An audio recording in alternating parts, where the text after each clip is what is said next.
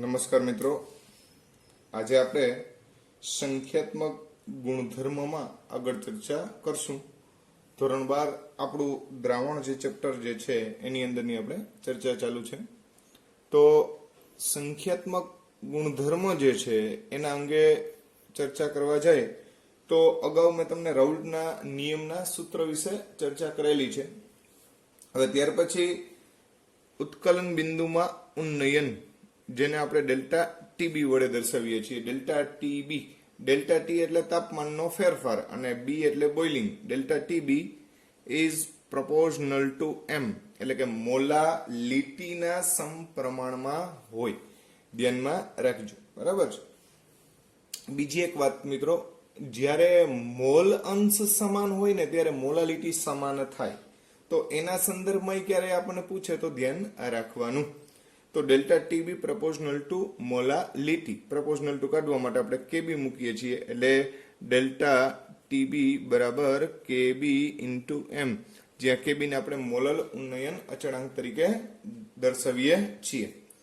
હવે મોલાલિટીના સૂત્રને આપણે આગળ વધારીએ તો મોલાલિટી બરાબર 1000 ગુણ્યા દ્રવ્યનું દળ છેદમાં દ્રવ્યનો અણુભાર ગુણ્યા દ્રાવકનું વજન, બરાબર, જેને આપણે W0 કહી દઈએ, અથવા દ્રાવક માટે 2 રાખીએ અને દ્રવ્ય માટે 2 રાખીએ અને દ્રાવક માટે 1 રાખીએ તો આ રીતે પણ આપણે દર્શાવી શકીએ. આ કિંમતો આની અંદર એપ્લાય કરો તો તમને વિસ્તૃત સ્વરૂપ મળે, પણ વાસ્તવમાં આ સૂત્ર તમને યાદ રાખવું સરળ પડશે. ડેલ્ટા ટીબી બરાબર કેબી ઇન્ટુ એમ અથવા delta TB proportional to M.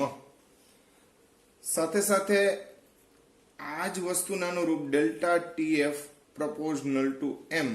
Delta TF એટલે ફ્રીઝિંગ પોઈન્ટ, ઠાર બિંદુ, અવનયન કહેવાય. અવનયન એટલે ઘટાડો, ઉન્નયન એટલે વધારો, બરાબર. તો ડેલ્ટા ટીએફ બરાબર કેએફ ઇન્ટુ એમ, આ રીતે આપણે દર્શાવીએ છીએ. એમાં પણ મોલાલિટીનું સૂત્ર એપ્લાય કરો એટલે ટૂંકમાં તમને કિંમત મળી જાય. ત્યારબાદ અભિસરણ દબાણ જે છે એના અંગે વાત કરવા જાય તો પાઈ બરાબર WRT અપોન MV. તો આ જે સૂત્ર જે છે પાઈ બરાબર WRT અપોન MV એ અભિસરણ દબાણ માપન પદ્ધતિ માટેનું સૂત્ર છે. મિત્રો સાથે સાથે તમને એ પણ ખબર છે કે અહીંયા આ બધા સંખ્યાત્મક ગુણધર્મ છે. સંખ્યાત્મક ગુણધર્મ, સંખ્યાત્મક ગુણધર્મ એવા ગુણધર્મ કહેવાય કે જે દ્રાવ્ય કણોની સંખ્યા પર આધારિત હોય. એના સ્વભાવને એને કઈ લેવા દેવા હોય નહીં, દ્રાવ્ય કણોની સંખ્યા પર આધારિત હોય. આવા ગુણધર્મોને આપણે સંખ્યાત્મક ગુણધર્મ કહીએ છીએ. એટલે વાસ્તવમાં ડેલ્ટા ટીબી બરાબર આઈ કેબીએમ, બરાબર છે. ડેલ્ટા ટીએફ બરાબર આઈ કેએફ ઇન્ટુ એમ અને પાઈ બરાબર આઈ WRT અપોન MV અથવા પાઈ બરાબર ICRT, જ્યાં C એટલે મોલર સાંદ્રતા છે. શું છે મિત્રો? મોલર સાંદ્રતા, મોલ પ્રતિ લીટર. અને તમે અહીં જોઈ શકો વજન ભાગ્યા અણુભાર એટલે મોલ, મોલ પ્રતિ લીટર, કદ લીટરમાં લઈ લ્યો તો અહીંયા જે છે એ આ C થઈ જાય, એટલે ICRT તરીકે આપણે એને દર્શાવીએ છીએ. તો આ સૂત્રો જે છે એ વધારે ઉપયોગમાં લેવામાં આવે, કેમ કે દરેક ઘટક માટે I નું મૂલ્ય અલગ અલગ હોય, બધા માટે સમાન હોતું નથી. હવે I શું છે તો કે વન-ટોપ અવયવ છે. શું છે? વન-ટોપ અવયવ. તો I સામાન્ય રીતે કણોની સંખ્યાના આધારે જનરલી આપણે લઈએ છીએ, બરાબર છે. જે કંઈ પણ આદર્શ દ્રાવણો બનતા હોય, આદર્શ દ્રાવણ હોય, આદર્શ દ્રાવણ માટે I બરાબર 1 લઈએ. આદર્શ દ્રાવણ માટે શું લઈએ? 1. દાખલા તરીકે યુરિયા છે, ગ્લુકોઝ છે, યુરિયા, પછી ગ્લુકોઝ, સુક્રોઝ. મિત્રો આ ઘટકોને જ્યારે પાણીમાં આપણે દ્રાવ્ય કરીએ છીએ ત્યારે એનું સુયોજન કે વિયોજન થતું નથી. જેનું સુયોજન ન થાય ને વિયોજન થાય. સુયોજન એટલે જોડાવાની ક્રિયા અને વિયોજન એટલે એના આયનીકરણ થવાની ઘટના. આવી કોઈ પણ ઘટનામાં થતી નથી. માટે આના માટે I નું મૂલ્ય એક છે એવું આપણે કહી શકીએ. પણ દાખલા તરીકે HCl છે અથવા NaCl છે અથવા Na2SO4 છે, BaCl2 છે, આવા કોઈ પણ ઘટક લ્યો તમે મિત્રો, તો આમાં આયનીકરણથી આયનો ઉત્પન્ન થાય અને આયનોની સંખ્યા અલગ અલગ હોય. જેમ કે આમાં આયનની સંખ્યા 2 છે, આમાં NaCl એટલે 2 છે, આમાં 2 Na અને એક આખો SO4 -2 આયન આખું વિચારવાનું એટલે આ 3 આયન થયા. અહીંયા Ba એક આયન અને Cl2 છે એ બીજા 2 આયન, 2 Cl અને એક Ba એટલે ટોટલ 3 આયન થયા. તો આવી જે કંઈ પણ ઘટના જે છે મિત્રો એને અનુરૂપ આપણે આઈ લેવાનો થાય. યાદ રાખજો, આદર્શ દ્રાવણ માટે આઈ નું મૂલ્ય 1. જો સુયોજન થાય, સુયોજન બરાબર, તો આઈ ઇઝ લેસ ધેન 1 અને વિયોજન થાય, વિયોજન, તો આઈ ઇઝ ગ્રેટર ધેન 1.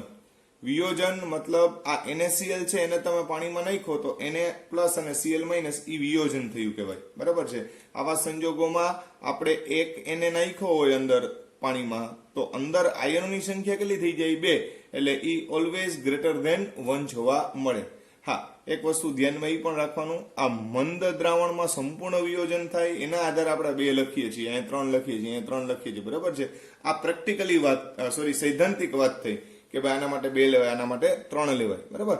પ્રેક્ટિકલી તો ખરેખર આપણે જાણીએ ત્યારે ખ્યાલ આવે. એના માટે અલગ વાત આવે, સુયોજન અંશ અને વિયોજન અંશ. બરાબર. તો અત્યારે આપણે સિમ્પલી વાત કરીએ છીએ. તો આ સંખ્યાત્મક ગુણધર્મના આધારે મેં તમને આઈના સંદર્ભમાં ચર્ચા કરી છે. હવે મિત્રો આપણે કેટલાક સામાન્ય MCQ જે છે એ આના ઉપરથી જોઈએ અને પછી એના આધારે બીજી પણ ચર્ચા કરીએ. તો આ સૂત્રોને અનુરૂપ આપણે બહુ સિમ્પલી પહેલા ચર્ચા શરૂ કરીએ. પેલી એક વાત કે આપણે પેલો રાઉલ્ટના નિયમમાં બાષ્પ દબાણ વિશે વાત કરી, બાષ્પ દબાણ. બીજું ઉત્કલન બિંદુ ઉન્નયન. ત્રીજું ઠાર બિંદુ અવનયન અને ચોથું અભિસરણ દબાણ. મિત્રો અભિસરણ દબાણ ને પરાસરણ દાબ અથવા પરાસરણ દબાણ એવો શબ્દ પણ એના માટે બોલવામાં આવે છે. આ ડેલ્ટા પી બાષ્પ દબાણનો સાપેક્ષ ઘટાડો. બરાબર. ડેલ્ટા પી અપોન P0 એટલે દ્રાવકનું બાષ્પ દબાણ જે છે એના વડે આપણે ભાગીએ છીએ. ડેલ્ટા ટીબી, ડેલ્ટા ટીએફ અને પાઈ એના સંદર્ભમાં વાત છે. હવે જેમ સંખ્યા કણમાં વધારો થાય, બરોબર શબ્દ સમજો, સંખ્યા કણ વધે તેમ બાષ્પ દબાણનો સાપેક્ષ ઘટાડો શું થશે મિત્રો? ઘટે. બરાબર. કેમ કે જેમ સંખ્યા કણ વધે એટલે કે દ્રાવ્ય કણોની સંખ્યા વધશે એમ દ્રાવકના ઘટકો સાથે વધારે આકર્ષણ બળથી જોડાઈ જશે. એટલે એવા સંજોગોમાં બાષ્પ દબાણ શું થાય? ઘટે.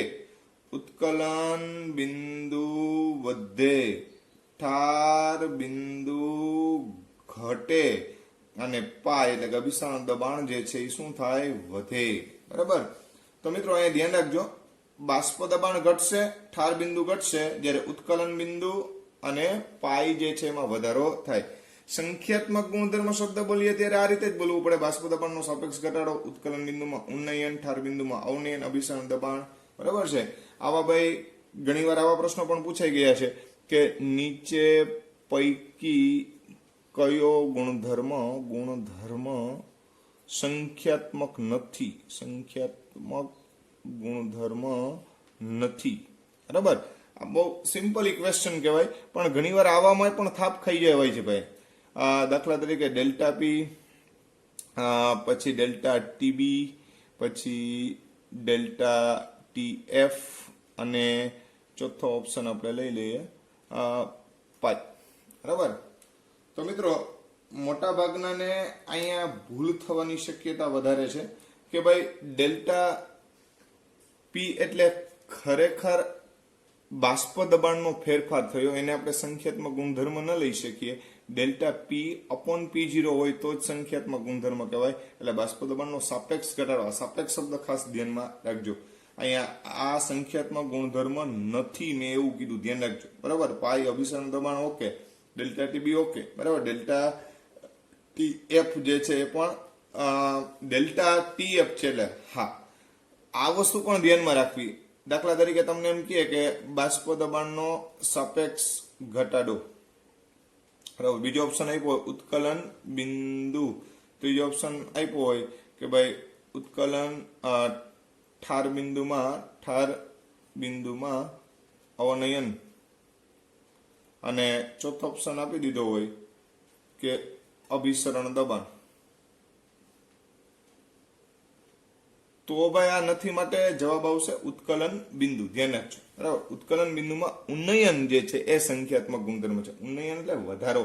એટલે એવું કહેવા માંગીએ છીએ કે દ્રાવક કરતા દ્રાવણ જે છે એના ઉત્કલન બિંદુમાં જે કંઈ પણ વધારો થાય છે, એટલે કે TB0 કરતા TB જે છે એ વધી જાય છે. આ દ્રાવણ માટે છે, આ દ્રાવક માટે છે. એ જે કંઈ પણ વધારો જે થયો ને મિત્રો, એને કહેવામાં આવે સંખ્યાત્મક ગુણધર્મ. તો આવી થોડીક નાની નાની બાબત છે, પણ ધ્યાન રાખી લેવું. બરાબર, ત્યાર પછી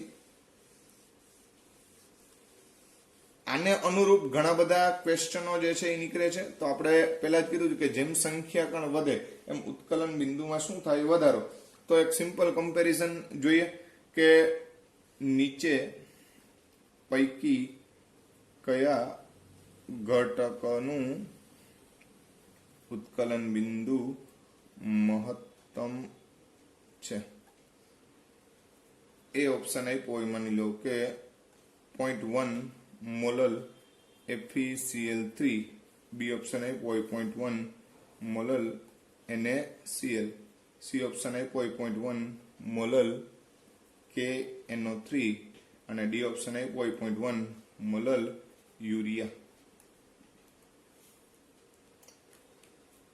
તો મિત્રો અહીંયા કમ્પેરિઝનમાં એક જ વસ્તુ ધ્યાનમાં રાખવાની છે, તમારે ખાલી સંખ્યા કણ જોવાના છે. શું જોવાનું છે મિત્રો? સંખ્યા કણ. સંખ્યા કણના આધારે તમારે આ ઓપ્શન જે છે એનો જવાબ આપવાનો છે. જોજી મિત્રો, અહીંયા તમને ઉત્કલન બિંદુ મહત્તમ પૂછ્યું છે કે નહીં? તો મહત્તમ ઉત્કલન બિંદુનો આધાર સંખ્યા કણ જેના વધુ એના મહત્તમ ઉત્કલન બિંદુ થાય. તો અહીંયા બધાની મોલાલિટી તો સમાન જ છે, બરાબર છે. પરંતુ જોવાનું શું છે તો કે અહીંયા 1 Fe અને 3 Cl, એટલે કે આના ટોટલ 4 કણ થયા. આમાં 1 Na અને 1 Cl એટલે ટોટલ 2 કણ થયા. 1 K અને 1 NO3 -1 એટલે આના પણ 2 કણ થયા. યુરિયા જે છે એનું વિઘટન જ ન થાય, આદર્શ દ્રાવણ તરીકે વિચારવું પડે, એટલે એના માટે થઈને એક જ ઘટક જે છે એ આવશે. ખ્યાલ આવે છે? તો તમે અહીંયા મિત્રો જોવો જી, સૌથી વધારે સંખ્યા કણ કોના છે? તો કે ભાઈ પહેલા ઓપ્શનમાં છે, એટલે જવાબ આપણો કયો રહેશે? એ. હવે મિત્રો આ મહત્તમની જગ્યાએ, બરોબર શબ્દ સમજો, મહત્તમની જગ્યાએ ન્યૂનતમ એવો શબ્દ પૂછ્યો હોત તો કે ભાઈ નીચે પૈકી કયા ઘટકનું ઉત્કલન બિંદુ ન્યૂનતમ છે? ન્યૂનતમ એટલે ઓછામાં ઓછું. તો આપણો ઓપ્શન બદલી જાય અને તો જવાબ કયો આવત? ડી આવત. ખ્યાલ આવે છે? એટલે મહત્તમ પૂછે તો સંખ્યા કણ મહત્તમ લેવાના, ન્યૂનતમ પૂછે તો સંખ્યા કણ ન્યૂનતમ લેવાના. આ વસ્તુ ઉત્કલન બિંદુ માટેની વાત થઈ. હવે આ જ વસ્તુ પણ ખરેખર ઓપ્શન જે છે એના સંદર્ભમાં જ આપણે પ્રશ્ન જે છે એ બદલાવી નાખીએ. ઓપ્શન એના જ રહેવા દે, પણ આપણે માની લો કે હવે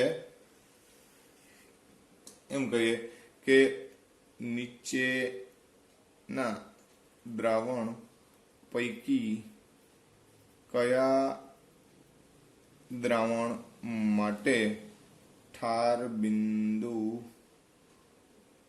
મહત્તમ હશે? હવે બરોબર શબ્દ ધ્યાને લેજો. ઠાર બિંદુ કેવું કીધું છે? મહત્તમ. શું આવવું જોઈએ મિત્રો? તો અહીંયા ભૂલ ઈ નો થઈ જાય કે ભાઈ આ સંખ્યા કણ જેના વધારે એ મહત્તમ નહીં. બરાબર સમજી ગયા? આમાં ઉલટું હોય કે જેમ સંખ્યા કણ વધે એમ ઠાર બિંદુ ન્યૂનતમ જાય. બરાબર છે? એટલે મહત્તમમાં જવાબ કોણ આવશે? તો કે ભાઈ ડી આવશે. એટલે કે જેના સંખ્યા કણ ઓછા ઈ મહત્તમ. હા, જો ઠાર બિંદુ માટે ન્યૂનતમ શબ્દ વાપરે, શું વાપરે? ન્યૂનતમ. આની જગ્યાએ શબ્દ શું વાપરવામાં આવ્યો? ન્યૂનતમ.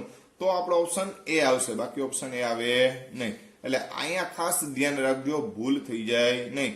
તો ઉત્કલન બિંદુ જે છે એ પ્રપોઝનલ ટુ n કહી શકાય, એટલે સંખ્યા ગણો અહીંયા n એટલે બરાબર છે. અને ઠાર બિંદુ અવનયન જે છે, અવનયન એટલે ઘટાડો થયો બરાબર છે ખરેખર તો, પણ અહીંયા ઠાર બિંદુના સંદર્ભમાં વિચારવા જાવ તો 1/n વિચારાય. જ્યારે સંખ્યા કણ ન્યૂનતમ હોય ત્યારે એ મહત્તમ હોય, અને જ્યારે સંખ્યા કણ મહત્તમ હોય ત્યારે એ કેવું હોય, જ્યારે સંખ્યા કણ મહત્તમ હોય ત્યારે એ ન્યૂનતમ હોય, ને જ્યારે સંખ્યા કણ ન્યૂનતમ હોય ત્યારે એ મહત્તમ હોય. એટલે આ વસ્તુ ધ્યાનમાં રાખજો ઠાર બિંદુ માટે. કેના માટે? ઠાર બિંદુ. આવી ભૂલ થઈ જાય નહીં. એના કરતા પણ એક ભયંકર ભૂલ થવાની શક્યતા જે છે એ વાત કરું છું, ખાસ ધ્યાનમાં રાખજો મિત્રો. આવા ક્વેશ્ચનમાં મોટા ભાગના બાળકોને તકલીફ પડે છે. દેખાતું સિમ્પલ હોય પણ ખરેખર જે રીતે આપણે ટેકનિકલી જવાબ આપવો જોઈએ એ રીતે આપણે જવાબ આપી શકતા નથી, એટલે આપણો પ્રશ્ન ઘણી વાર ખોટો પડી જાય બરાબર. જેમ કે નીચે પૈકી કયા દ્રાવણનું ઉત્કલન બિંદુ મહત્તમ છે? શું પૂછ્યું છે ભાઈ? ઉત્કલન બિંદુ મહત્તમ. 1% NaCl, બીજું 1% ગ્લુકોઝ, ત્રીજું 1% KCl, અને ચોથું 1% H2SO4. હવે મિત્રો અહીંયા તમે બરોબર ધ્યાન રાખજો કે આ ટાઈપનો કોઈ પણ ક્વેશ્ચન પૂછાય ત્યારે સીધી દોટ નહીં મૂકવાની બરાબર છે. આમાં તકલીફ પડી જાય. માની લો કે A, B, C અને D એવા આપણી પાસે 4 ઓપ્શન છે. ભૂલ શું થાય એ ખાસ સમજાવવા માંગુ છું. પર્સન્ટેજ આપ્યા હોય મોલારિટી કે મોલાલિટીના સંદર્ભમાં નહીં વિચારવાનું. 1% છે એટલે પર્સન્ટેજ છે. પર્સન્ટેજ હંમેશા અહીંયા આપણે W ના સંદર્ભમાં અથવા W/V ના સંદર્ભમાં વિચારી લેવાના બરાબર છે. એ જે છે એ બધા માટે કોમન જ છે. તો પર્સન્ટેજ આપ્યા હોય ત્યારે શું કરવાનું તો કે ત્યારે પેલા મોલ ગણવાનું ભાઈ બરાબર છે. આને વજન તરીકે લઈ લઈએ, એના ભાગ્યા બધાનો અણુભાર ગુણ્યા સંખ્યા કણ, એના આધારે તમને મોલ સંખ્યા ખબર પડે, બાકી એમને ખબર પડે નહીં. એટલે હું એવું કહેવા માંગુ છું 1% આપ્યું છે તો 1 ભાગ્યા NaCl નો અણુભાર, એને એટલે 23 અને આ 35.5 એટલે 58.5, અને Na અને Cl ટોટલ થઈને સંખ્યા કણ કેટલા થયા? 2. તો હવે આનો જે જવાબ આવે એમાં જે ઉત્કલન બિંદુ મહત્તમ કોના માટે હોય? જેના સંખ્યા કણ સૌથી વધારે થાય એના માટે. ગ્લુકોઝ છે તો 1/180 કરવા પડે, કેમ કે ગ્લુકોઝ નો અણુભાર કેટલો છે? 180. તો આ મોલ થયા બરાબર છે. KCl છે તો 1 ગુણ્યા 2 એના સંખ્યા કણ થયા. K નો 39 અને નો 35.5 એટલે 39 વત્તા 35.5, અને H2SO4 છે તો 1/98 ગુણ્યા H2SO4 એટલે 2H અને 1 SO4 એટલે ટોટલ 3 કણ થયા. ખ્યાલ આવે છે? તો અહીંયા જે કંઈ પણ ઘટકો જે છે એના આધારે તમારે જવાબ લખવાનો થાય, બાકી આપણે જવાબ સાચો મળશે નહીં. આ વસ્તુ ખાસ ધ્યાનમાં રાખજો.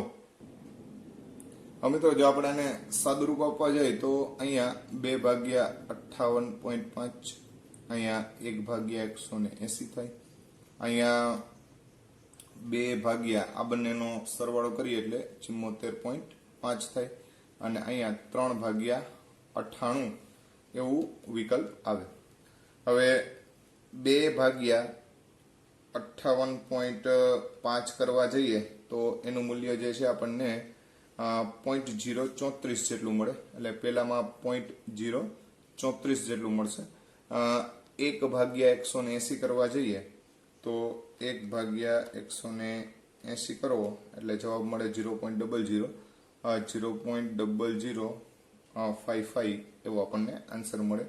2/74.5 કરવા જઈએ તો આપણને જવાબ મળે 0.026 બરાબર છે. અને 3/98 જો કરવા જઈએ તો આપણને જવાબ મળે 0.0306. બરાબર. તો સૌથી વધારે સંખ્યાત્મક ગુણધર્મ એટલે સંખ્યાકણની બાબતમાં વિચારવા જાવ તો આપણો ઓપ્શન એ જે છે એ વધારે યોગ્ય ગણાય. તો આવી જે કંઈ પણ બાબતો જે છે એને તમે ધ્યાનમાં લેજો.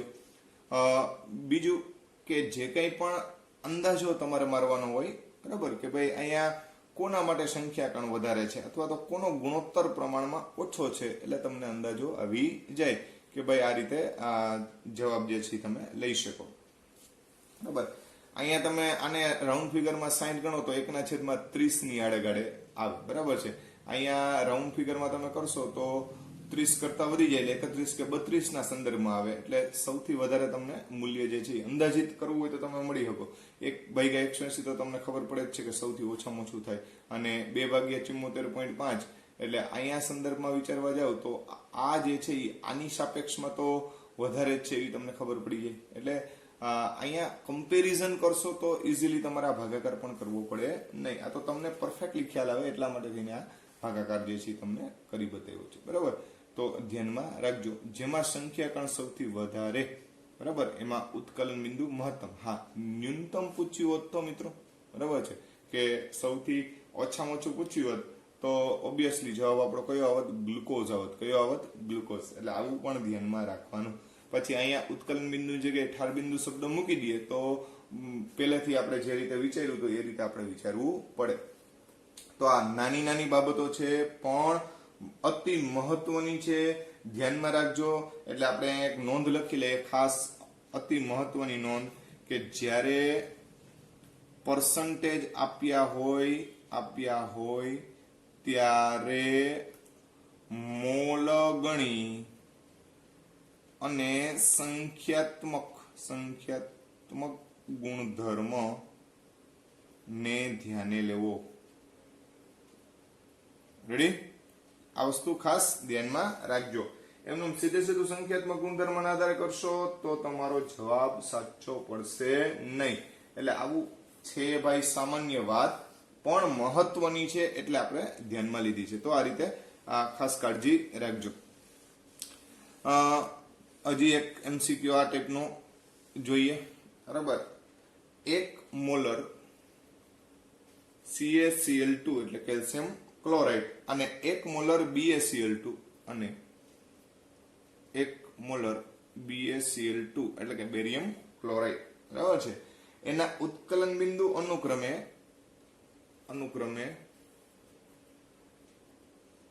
ઉત્કલન બિંદુ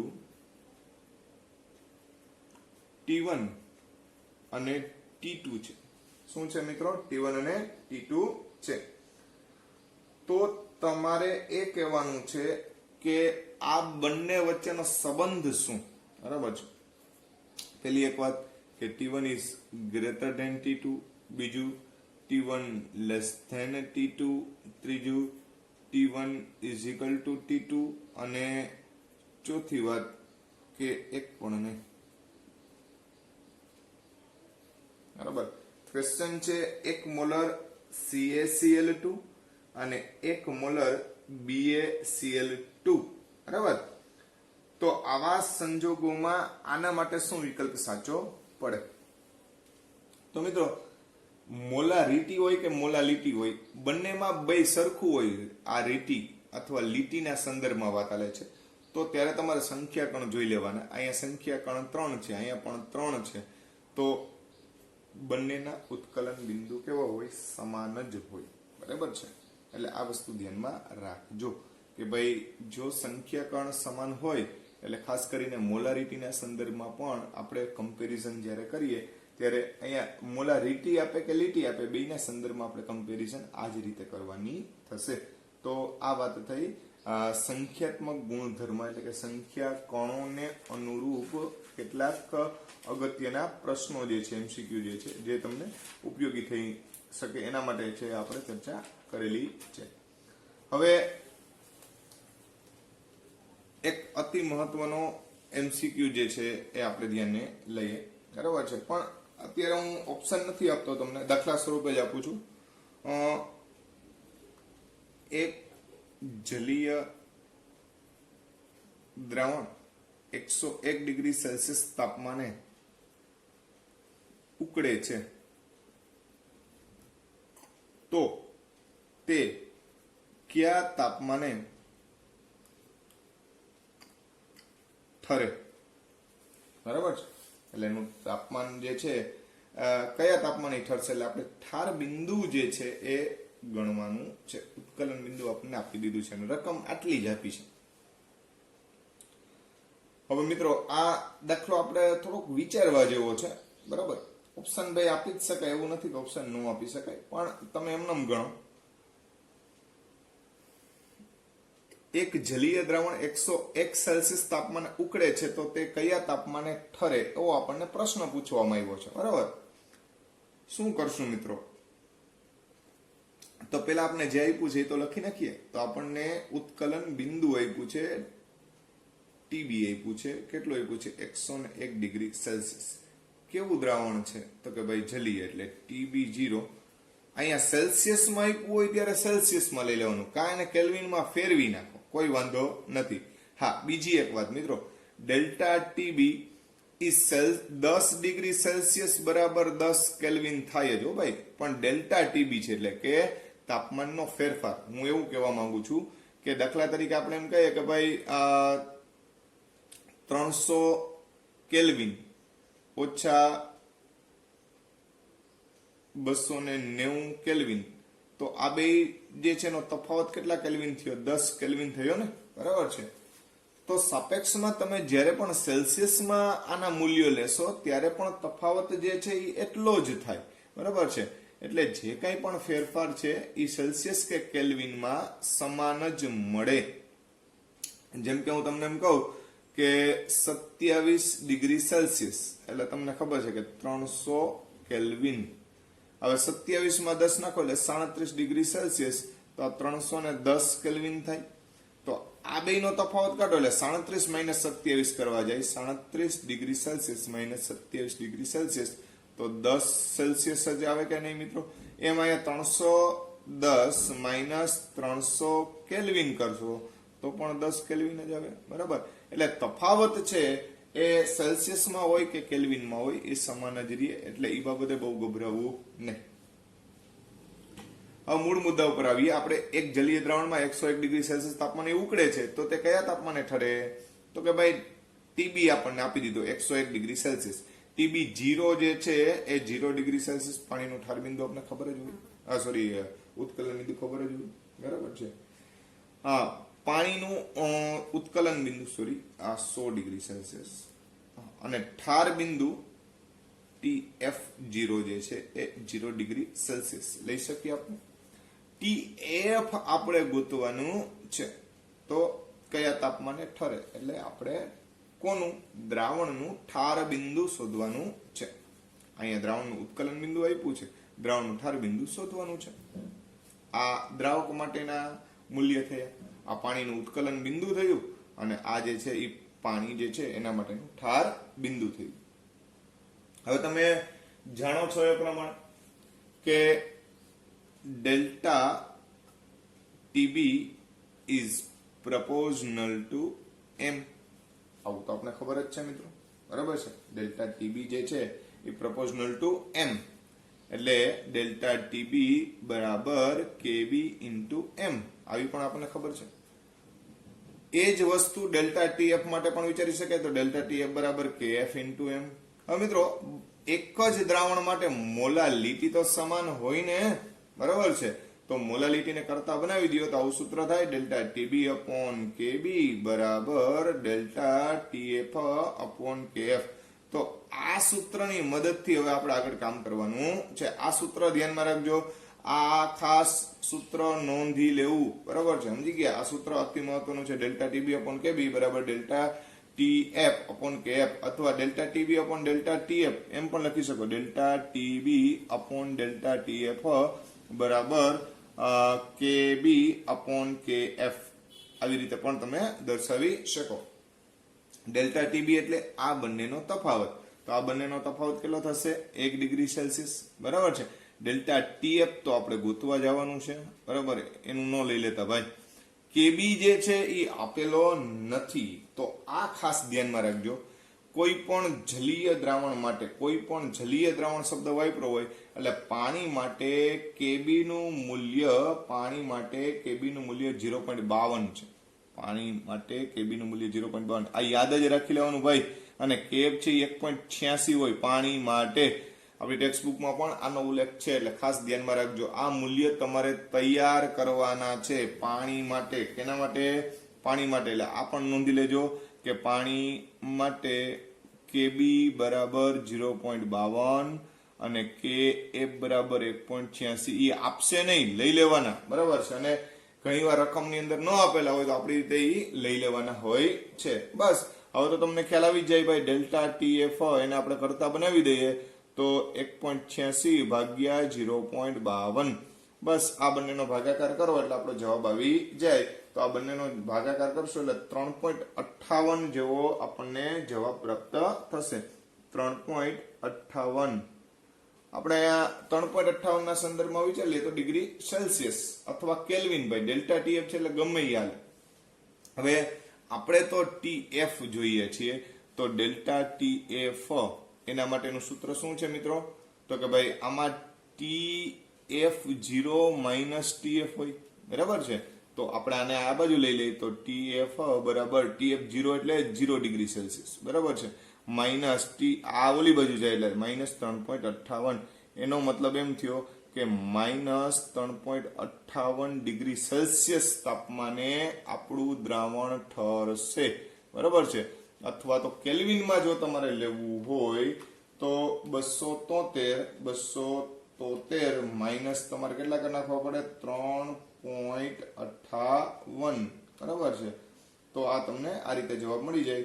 273 માઇનસ 3.58 એટલે શું જવાબ આવશે મિત્રો? તો કે 269.42 જેવો જવાબ આવે. ઈ કેલ્વિનમાં આવે. 269.42 કેલ્વિન. આવી રીતે પણ તમે જવાબ આપી શકો. ઓપ્શન શું આપ્યો છે એના આધારે આપણે જવાબ આપવાનો હોય. તો આ ખાસ નોંધી લેવા જેવો દાખલો છે, અતિ મહત્વનો છે, ધ્યાનમાં લેજો કે આપણે ખાલી એક ઉત્કલન બિંદુ આપ્યું છે એના આધારે આપણે બધી ગણતરી કરેલી છે. દ્રાવણ આપણું જલીય છે એ વસ્તુ ભૂલતા નહીં.